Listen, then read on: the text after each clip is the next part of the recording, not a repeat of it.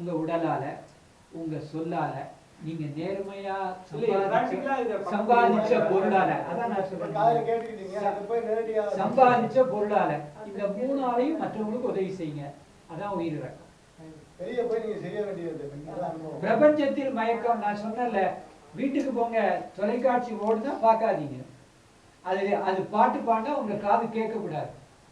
யாராவது கூப்பிட்டு இந்த தொலைக்காட்சியில படம் வருதான்னா, அப்படியா படம் வருதா அப்படின்ட்டு நீங்க அப்பதான் அது கவனம் வரணும். நீங்க அதுல இருந்து விலகணும். அது இருக்கும். இப்ப நான் சொல்றேன் கேளுங்க. நீங்க ஒரு பெரிய கடைக்கு போறீங்க. என்ன வாங்க போறீங்க? கடியாரம் வாங்க போறீங்க. கடையில எல்லா பொருளும் இருக்கு. நீங்க எங்க போய் கடியாரம் வாங்குவீங்க? கடியாரம் இருக்கிற பகுதிக்கு போய் தானே கடியாரம் வாங்குவீங்க. மற்ற எல்லாத்துலயும் போக மாட்டீங்களே. அப்ப நீங்க எதுக்காக இங்க வந்தீங்க? ஒரு குறிக்கோள் அடையிறதுக்கு. எல்லாமே இங்க இருக்கும்.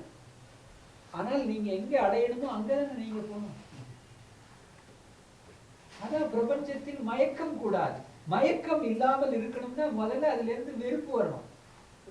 வெறுப்புனா என்ன அர்த்தம்னா விருப்பு இல்லாமல் இருத்தல், அவ்வளவுதான். இப்ப கட்டாயமா செய்தி பார்க்கணும் தேவை என்னுடைய வேலைக்குன்னா செய்தியை பாருங்க. அது மயக்கம் இல்லை. நான் சொல்றது புரியுதா உங்களுக்கு? அது மயக்கம் இல்லை. செய்தி முடிஞ்ச உடனே நீங்களும் தொலைக்காட்சி நிறுத்திட்டீங்கன்னா மயக்கம் இல்லை.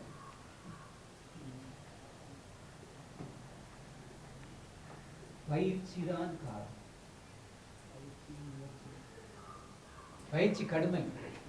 இந்த காலத்துல எப்படின்னா, நீங்க வீட்டை விட்டு வெளியில இறங்கினீங்கன்னா இந்த 5ஐயும் அப்படியே உடனே கவிட்டு போறதுக்கு நிறைய விஷயங்கள் நிறைய கேட்கறது.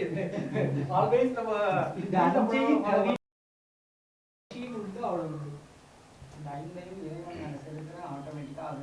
இந்த 5 கட்டுப்பாடு.